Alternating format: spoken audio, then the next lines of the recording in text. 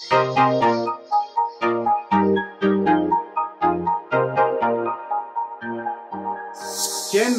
it's great to see you. Congratulations. You won't believe how happy I've been since Saturday morning when you called me. Well, my daughter was right beside me, remember? Yeah, I do. I told my wife, and I've been telling everyone the really cute, nice thing you said where, I'm going to call my mom now, which means that you called me first. It really meant so much and how great this is. So congratulations, you did it. The world is yours. Well, I'll take my little world. That's good plenty for me. Big world, I don't know. But yeah, seeing my name on the pass list after seeing failed so many times, I was dumbfounded and dumbstruck. It took me a good few days for it to really sink in and savor that delicious flavor of accomplishment, which I'm still savoring, but that was the most delicious taste that I have had in a long time. I'm enjoying still savoring that. Sweet, sweet victory. Yes. So we've been friends for over a decade now. Yes, sir. We both started at Trinity in 2010. Wow. And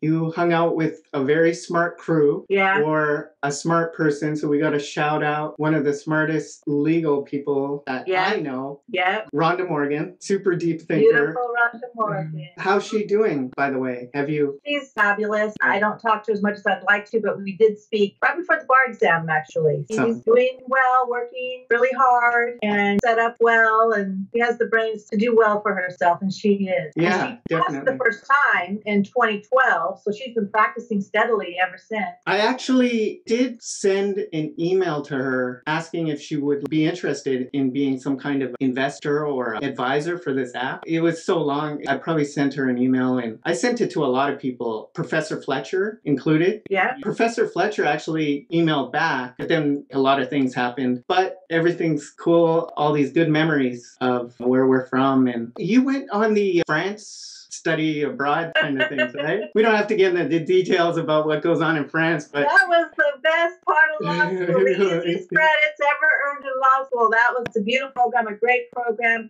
Learning about the United Nations and the way it works, absolutely icing on the cake. The food and the people, the experience. Yeah, I went. You didn't go to that? No, I didn't. I actually wanted to do something where, so I got married in 2012. It was a summer going into 3L for us, and I wanted to kind of like work something out where we got married and then we go on our honeymoon there or something like that, because people were bringing their spouses and whatever. Right. Not like a legit, well, I guess it would have worked out as a honeymoon too. I heard you all had a lot of time to do other things, right? A lot of time, a lot of free time. But no, I never ended up doing that, but I'm happy to hear that you did it and that it was a great experience for you. You know? It was a wonderful experience. You know, now that I passed, I can look back. Time is never really lost when you're really striving to get something. It's painful in between, and you wonder if you're doing the right thing. And yes, I wanted to quit a million times. But 7 years has passed from the time I graduated from law school until right now that I passed. And the amount of experience that I've gotten that I never would have gotten had I not gone to law school in terms of working in the legal profession, working for legal professionals, hanging around legal professionals, learning the trade in the last 7 years. I couldn't have possibly have performed. I know that had I passed the bar the first time, I don't know how I performed without constantly needing assistance, needing help, because there's so many forms, so much you need to know. So I am grateful for the 7 years to at least have some foundation under my, so I know I'll be a better lawyer now.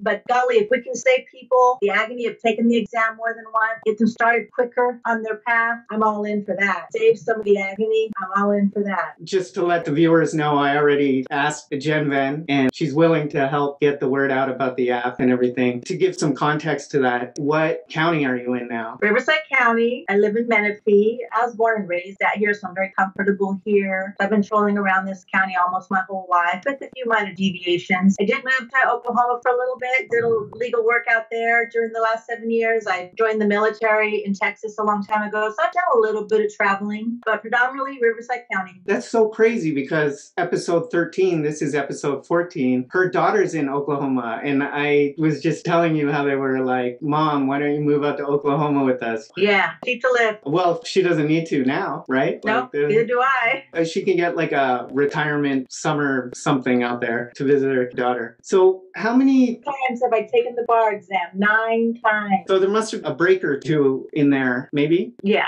And I haven't really asked this question before in other podcasts, except for the last one. And it's so great. I'm going to ask it to you now is, in retrospect, after passing this one and looking back to when you sat out for a bar, is there any regret that you should have just sat, or any kind of feelings or anything about that? Because I think the way it's ended up now for the February bar is results just came out, and now they have 10 days to decide, 10 business days, and then less time to study for the February bar. Not specifically for that situation, but just the question of taking breaks after attempting the bar. Regrets, absolutely. I think I've had every regret I could possibly conceivably have in the last 7 years going through this. I was afraid to take a break because I thought, golly, that's water I have to rechurn. I felt that if I just stayed with it, but then again, I really take a look at myself hard and how I'm looking at things and doing things so I correct myself and not make the same mistake over and over. So I think that question is double-edged. If you're going to stay with it and go and not stop till you pass, you got to go back over your old ground up turf and look at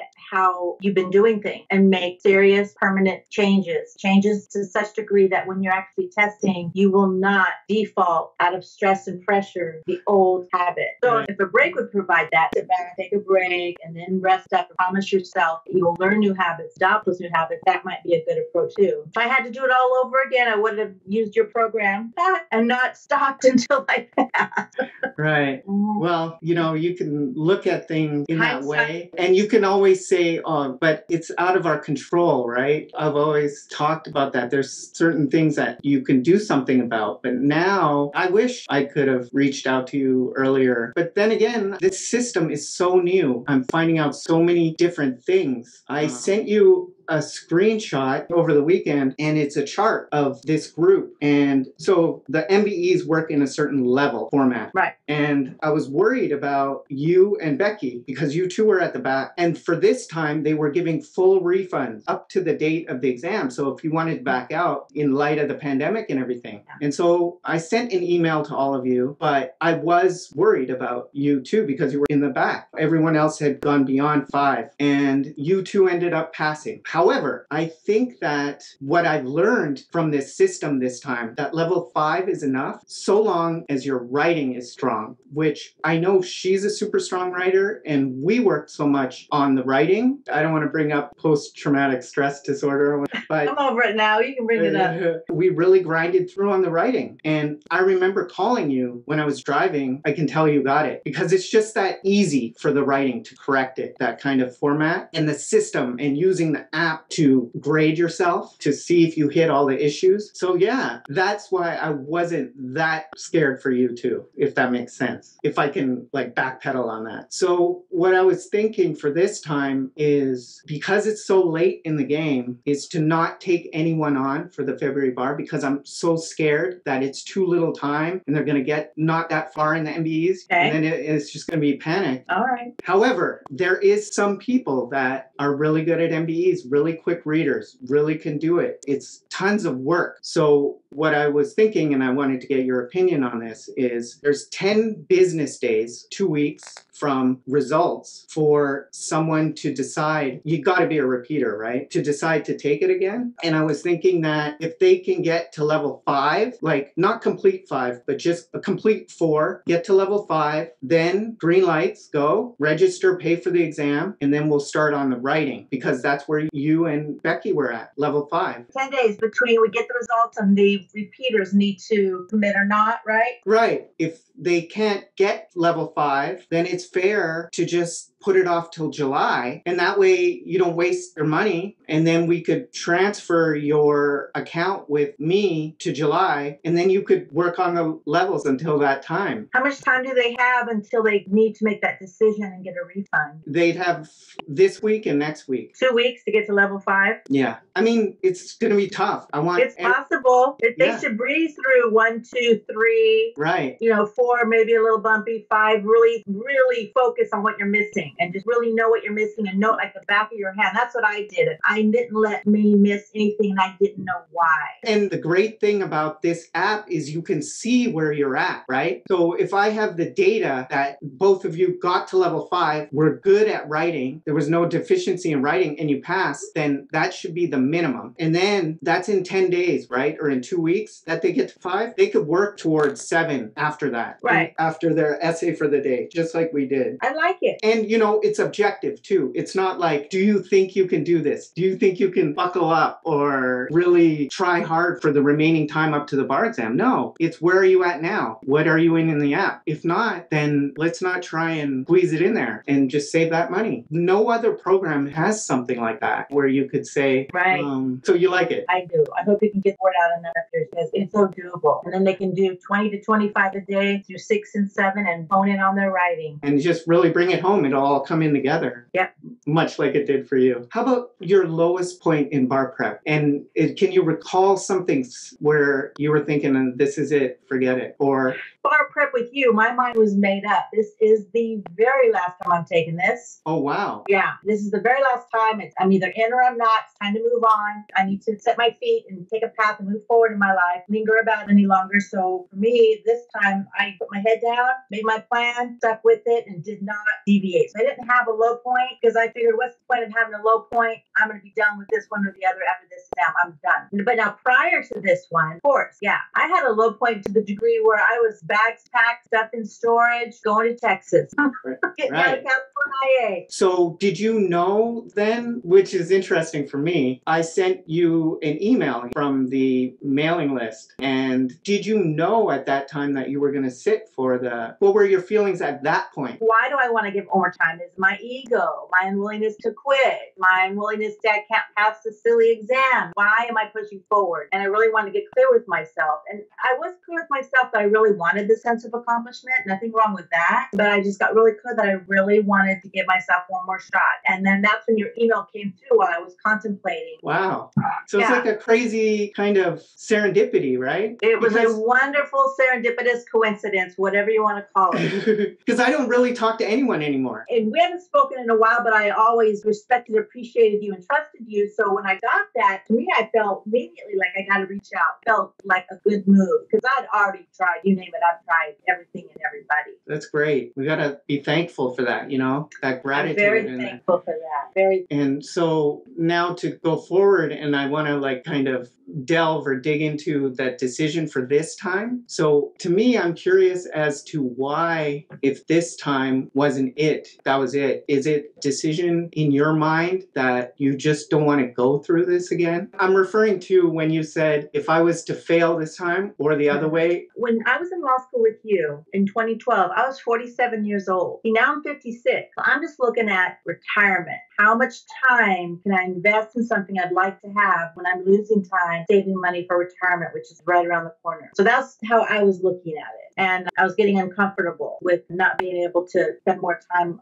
just saving the kind of money I'd like to save. And it was just got to be a hard decision one way or the other. And fortunately, it worked out. It did. And to me, that just blows my mind how the timing was. Me too. But if you did fail, I would have been heartbroken if you didn't try one more time. Getting back to things that are not in your control and it doesn't matter, I really think anyone can do this bar exam. It's just this kind of crazy, confusing situation where, are you doing the right thing? Oh, and then you have all these bar prep companies that are teaching the wrong thing. And then you have these people that are super smart that pass first time, like our friend Rhonda. And there's this picture, right? Two people are digging and the one person is so close to the diamonds and they're turned around like they just gave up right before they were about to do it. Yeah. But I do get the enormous amount of time wasting, right? Like you give so much to this thing and it's only twice a year. So you're giving up half year chunks at a time to this thing and you're kind of boondocked like you can't do anything. It's time wasting for those people who aren't working in the industry. I would say whoever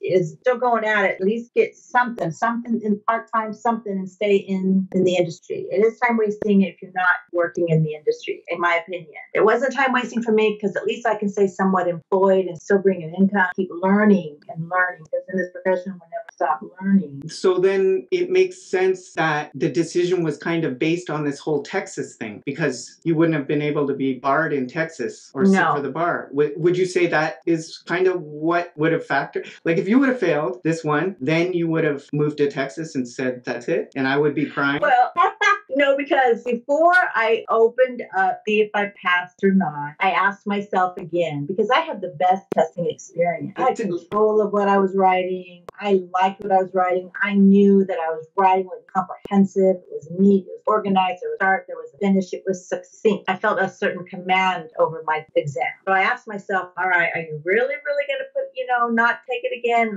And I was talking to someone extremely special in my life about it right before I looked at my results. We agreed I would try one more time. Okay, that's what I wanted to hear. One more time. I wanted to get to. That's a few more months out of my lifetime if I can. And that's the case now. For 4,000 people, 10,000 people took it, 40% failed, right? So 4,000 people, it's whether you go again. And I think this next time, it's not that much longer to do it again because you have February and then results are in May. You're not even midway through the year. What was the pass rate results? It was 60.7. 60.7% passed out of 10,000, approximately 10,000 takers. You were right. You told me that this exam would be the unprecedented highest pass rate. And it is. I think it's the highest in like many years. I don't know exactly, but I'm sure it's out there. But it is unprecedented for sure. I had that goofy video with the Game of Thrones and everything. And it's true that out of the chaos, some good things can happen. They lowered the cut score. It was online, so there wasn't the stress of hotels and these big convention centers. And there was chaos. A lot of people were talking about diploma privilege and all this stuff and getting all distracted from studying and pulling this off, which was doable and achievable amidst the chaos, right? Don't discount it that you passed because 60.7 is not that high. I remember telling you that I think it was Washington's results came out and it was like 85% or something like that. No, I'm glad to hear it because a lot of people pass that should have passed it, deserved to pass. Because sitting in that 20-25 point bubble of being almost passing, that's a passer. Right. This curve. What I'm trying to say is you did it. It's not like this time, this situation. I'm saying amidst the chaos, you focused and you brought it home. Chaotic setting up for the online, which was very nice, but amidst all that, the pandemic and the crazy, the stay at home, and who's sick, who's not sick, where can I go, where can I not go, and all the masks and setting up the system and all of that. Yeah, it was a lot. I did it. Yes, you're right. Thank you. You did that. You did that. Thank you. Yeah. What did you like about this time that helped you pass? The writing, the MBEs, how we did the MBEs first, anything you want to talk about? Well, what I really got to love and appreciate with the more that I worked with the app and got more familiar with it is I'm not looking for anything ever or printing out a past exam. I have mounds of paper or having to hunt for this or hunt for that.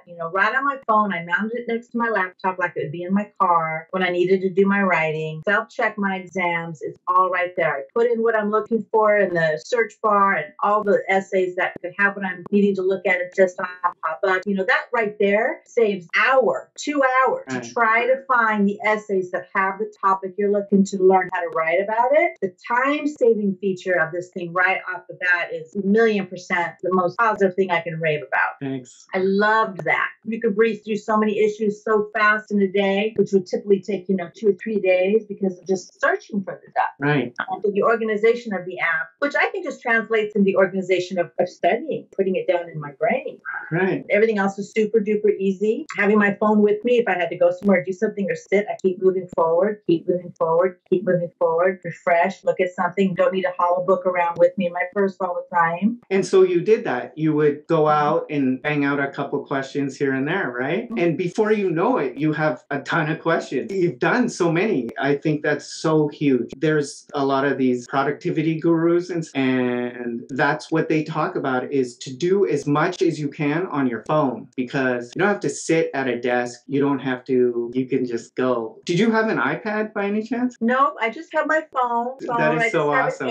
It worked for you. And my laptop, and I would sit down to focus to write on my laptop, had my phone right there mounted, check myself, and at work didn't have a mass amounts of paper that I had to go look through. Right. The beautiful thing too, Brianna was saying this, is that it dovetails now into this online format, which I think will go forward into the future. I don't think it'll ever go back to the convention centers again because it's been done online and it's cheaper and easier and all that, even though it's stressful, but people will get used to it. And so the same way, like not being able to copy and paste, whatever, what have you, is similar to using the app, writing the essay out on your computer. Now that you say it, there's absolutely similarities. The way you learn on your phone, on your app, as you would the actual test. Absolutely. I see that now that you say that. You were in this rhythm already, whereas others had to figure out, okay, now I can't rip the pages out of the PT book or whatever. So it was nice. That I thought was really nice. That's a very good, very wise, insightful thing she got on there. Because now that you've said it and I'm thinking it through, and I'm sure I will more after we get off of here, she's right. It lines up with how you want to think taking your exam online. Right, which is just beautiful because I remember when you first started out, you were like, well, I want to print out the prompt, right? Do you remember something like that? The essay prompt? My own little bad habit. I got to have a hard copy. Right. And so I was like, you don't really need that, but okay. You know, I'm like,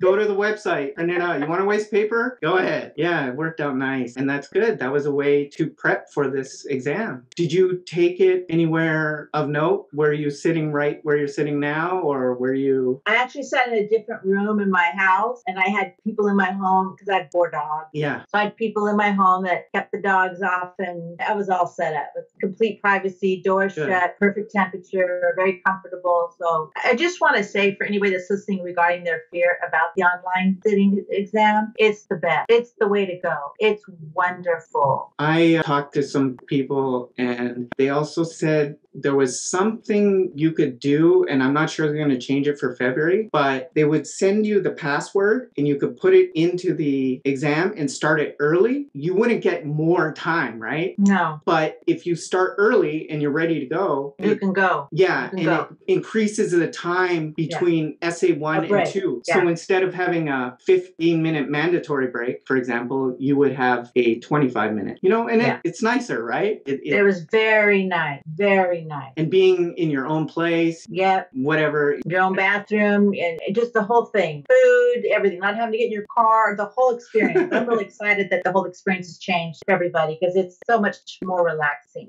I would think so. And I think that I don't see any reason to go back to the other way. I'm not the state bar, but I would think they save a ton of money, right? On not having to rent all these testing centers, Ontario Convention Center. They got to hire all these proctors. They got to print the books. It's almost like a wasteful thing. So how about results? Waiting for results. How is your mind? What'd you do? You know, Becky from episode, I'll keep on referring to her because I just did her episode and she said some really great things. And she's kind of like your compadre, your alumnus. I don't know what to call it, but you don't know. My soul sister? Yes, your level 5 soul sister. I love that. So she was saying she was on FaceTime with her kids while she checked. And that to me was just kind of crazy, but she really loves her kids. Do you have anything you want to share in terms of, she said she was getting really anxious Thursday and Friday, and then there was the storming of the Capitol. All this stuff's going on, and it just added to her anxiety. Over the years and waiting and testing and failing, I just got tired of feeling anxious and upset about it. So I just kept promising myself I'm over that emotion. So I just stayed very, very, very busy as I could possibly be in the pandemic. I restored a house. I ran my dogs every night. I went to my yoga studio that was open. I learned stuff that I've been wanting to learn, YouTube. I did all kinds of keep myself busy. And when the night that we were allowed to look, of course, I had that butterfly, and I just thought, okay, please pass. I don't want to see failed again. And my passcode wasn't being accepted. So I thought, okay, I'll just go to sleep. I'll look at this in the morning. I know. So I didn't hear from you, and it was very stressful on me. Discerning. I know you were, do you want to talk? Are you okay? So I got brave and put on my big girl panties and fixed that password and got in there and looked at it. Then I called you. And yeah, I shared it right away. Where I wanted to be with who I wanted to be with. Shared it right away. And got a big woo-hoo, and just started making phone calls and was on the phone and dude in the sense of accomplishment that I mentioned dimension that feels good to be in. How about negativity? It's been many, many years, right? Since you finished law school, even before law school or during law school, dealing with negative people that come into your life that want to tell you something about your legal career and your endeavor and what you're trying to do. I heard people in law school at Trinity when I was there with you that why in the world at my age would I want to start a new career? I mean, I heard stuff like that. I heard one family member of mine I had to distance myself from. I heard enormous amount of comment or just junk, right? Toxic, negative junk. So I really had to I journal or I write myself inspirational messages to myself. I was very fierce about making sure I was feeding and nurturing myself with what I needed to tell myself and remind myself daily, not just for the bar exam, but for life. There's negativity all over. What is it do I really, really want? What do I really, really want in life? That's a very important question for all of us to ask. And remember what it is, write it down. And as you move through life, ask yourself again, is this what I really, really want? And am I in line, reading, taking in, being around the kind of people that reinforce what I really, really want in life? And when you're not getting what you really, really want in life, you've got to really steadfastly stay true to yourself and be patient and wait for what you really, really want in your life to come away. So I was really fearful about what I was reading, what I was putting in my brain, what I'm writing, journaling down, my little inspirational notes when I wake up in the morning or in my car, on my dashboard, or in my wallet, especially when I was at my lowest and feeling really down. I really had to prop myself up. It takes just a lot of you got to just really love yourself more than anybody else, good, positive way, so that you can love others and love your life and be something for the people to lean on and that need your support. You got to love self. So yeah, I had a lot of that stuff. I had to learn to keep my head on straight and learn how to respond in an eloquent way, without being pissy about it. Okay. I fell short many times. I think that the journaling and learning to love yourself is huge, right? Because if you don't have a good feeling about yourself, it's just cancerous. It's just going to grow and be more negative, and you just can't live life like that. And 2 things I'm trying to believe to support your brain is drink a lot of water and spend time outdoors. Take long walks and look and breathe, smell and hear and appreciate. So right. I do a lot of that. Is there anything you want to say in ending this episode to somebody that's sitting now for the next exam or just got results and is thinking about the next exam and maybe July, whatever you want to say to a bar examinee? Get the app, learn the app, use the app, and get to level 5. And if you don't, like what you suggested previously, just get your money back and start. What do you think about working through the levels, but like 4 months before? Nice and slow. You can take it slow. That's the beauty of this app, because even if you go slow, you won't forget because it'll remind you. It'll tell you where you want to review. Right. You always set us up to review. So that's a brilliant idea, especially if you're working, have family, got a lot of people stretching out on you. Go ahead and do it. Get your money back, but keep on working and through it slowly, gently. Right. And then you can always take a little note of what tripped you up and go back and read that little section, but do it gently and slowly. You'll definitely get through 7 by the next exam. I say just get the app. Learn the way you teach us to approach your writing. Of every guru, everybody that I have spent money on, 2012 to now, all taught me a similar way of doing things. And the way we do things with you is completely 180 degrees different. Do it just to get the app and just shed all your old bad habits and just submerge and submit. Just enjoy the ride and slow down and take comfort and faith in the app and just do it with the app. That's what I have to say. Thanks, Jen-Ven. I really appreciate that you trusted me. It's tough because I was telling you this before too. When you called me, you probably wanted to call your mom and stuff, and I kept on going on and on. But I do want to thank you for believing in me and trusting me and being positive in what does he do? What does he know rather than he can't know this? You were open and you were trusting, and I appreciate that. I really do. And that was my commitment going in. Like I told you, it was my last time. I had nothing to lose. Why go in with all my garbage? Be open and trusting. So I would say that to anybody that's listening to this that wants to look at considering buying your bar prep program. Be open and trusting. Right. Let the app go to work. And thank you, my dear, for letting me stand on your shoulders and letting me talk to you and be a bar passer. Yeah.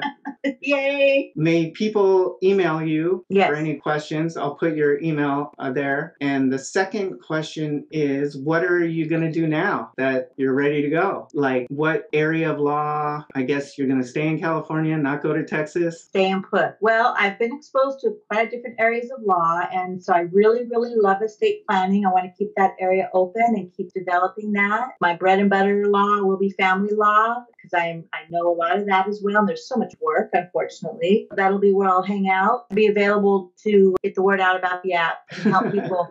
Thank you, Jen-Ven. Thank you so much. Thank you.